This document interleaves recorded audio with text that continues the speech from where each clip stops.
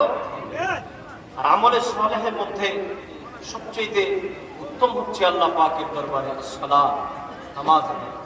এই জন্য 5 ওয়াক্ত নামাজের কথা যেন বারবার বলতে হবে।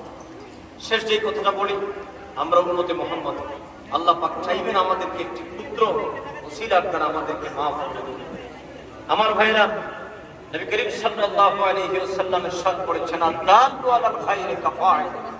কোন ব্যক্তি যদি ভালো কাজ নাও করতে পারে, সমাজের মেম্বার, চেয়ারম্যান, সমাজের বয়োজ্যেষ্ঠ ব্যক্তি যদি কোনো ভালো কাজের জন্য কাউকে ইন্সপায়ার করে, তারগীব প্রদান করে, ইন্সপিরেশন দেয়, তারগীব দেয়, উৎসাহ প্রদান করে, বা তাকে যদি নির্দেশ করে, আদ-দাল্লু আলাল খায়র, যে তুমি ভালো কাজটা করো, একটা মাহফিল করো, ভাই এখানের মধ্যে আলেমদেরকে এনে একটু বক্তৃতার ব্যবস্থা করো, কোরআন হাদিসের কথা বলবে, এরকম ভালো কাজের নির্দেশ যেই ব্যক্তি দিবে সেও সমান সওয়াব।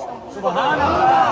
সুতরাং এই মাহফিলগুলো ভালো কাজ না খারাপ কাজ, আমাদের ইতিহাস, ঐতিহ্য, সংস্কৃতির একটা অংশ হচ্ছে।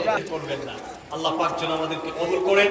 আল্লাহ জাল্লা শানুহু আম্মা নাওয়ালহু, তিনি যেন তার হাবিবের আজমত মর্যাদা আমাদেরকে বুঝার, বুকে ধারণ করার, ঈমান ও আমলে জিন্দেগি যেন আমাদেরকে গঠন করার তৌফিক দান করেন। সবাই করেন আল্লাহুম্মা আমিন।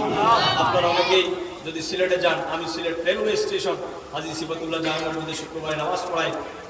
অনেকের সাথে দেখা হয়, সিলেটে গেলে আপনাদেরকেও দাওয়াত দিলাম, যাবেন। সেখানে একটা মাদ্রাসা করেছি, আর আমি নিজেও চাকরি করি একটু হাজী মাদ্রাসা। সিলেটে যান, আমি সিলেট রেলওয়ে স্টেশন হাজী সিফাতুল্লাহ জাহাঙ্গীর মধ্যে শুক্রবারে নামাজ পড়াই।